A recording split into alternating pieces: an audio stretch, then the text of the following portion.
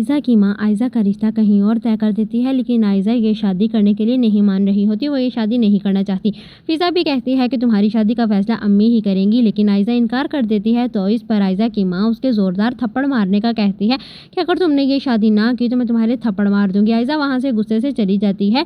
अब तो निम्रा भी अपनी माँ से कहती है कि अम्मी क्या हो गया है, क्यों आप उसके साथ ज़बरदस्ती कर रही हैं, वो शादी नहीं करना चाहती तो ना करे। लेकिन उसकी माँ कहती है कि उसको ये शादी करनी ही होगी, क्योंकि फ़िज़ा अब अपनी बहन आयज़ा के बहुत ज़्यादा ख़िलाफ़ हो गई है कि अगर आयज़ा ना मानी शादी के लिए तो जहांआरा फ़िज़ा की भी तलाक करवा देगी। इसीलिए उसे मजबूरी में जल्द अज जल्द आयज़ा की शादी करवानी होगी। दूसरी तरफ अली बहुत ज़्यादा परेशान है क्योंकि वो अनाया से शादी नहीं करना चाहता।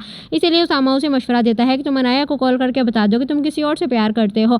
लड़की कभी भी किसी ऐसे मर्द से शादी नहीं करती जो कि किसी और औरत में इंटरेस्टेड हो। अनाया भी अली से राब्ता करने की कोशिश करती है, लेकिन अली तो उसकी कॉल्स का रिस्पॉन्स ही नहीं देता और फिर वो उसामा से कहता है कि अनाया से बात करने का फ़ायदा नहीं, मुझे मॉम से ही बात करनी होगी। अली जाके अपनी माँ से बात करने की कोशिश करता है और उसे कहता है कि अम्मी प्लीज़ मेरी शादी को रुकवा दे, लेकिन जहांआरा कहती है तुम्हारा तो दिमाग ख़राब हो गया है, तुम्हें पता भी है शादी की सारी तैयारियां मुकम्मल हो चुकी हैं।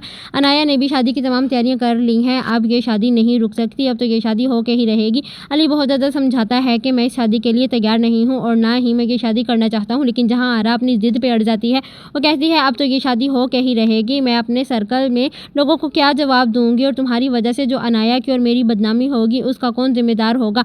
अली बेचारा खामोश हो जाता है, लेकिन वो कभी भी ये शादी नहीं करना चाहता और ना ही वो इस शादी के लिए राज़ी है। अली इतना बेबस है कि उसका बाप भी उसकी कोई मदद नहीं कर सकता क्योंकि जहांआरा बहुत ही मगरूर औरत है।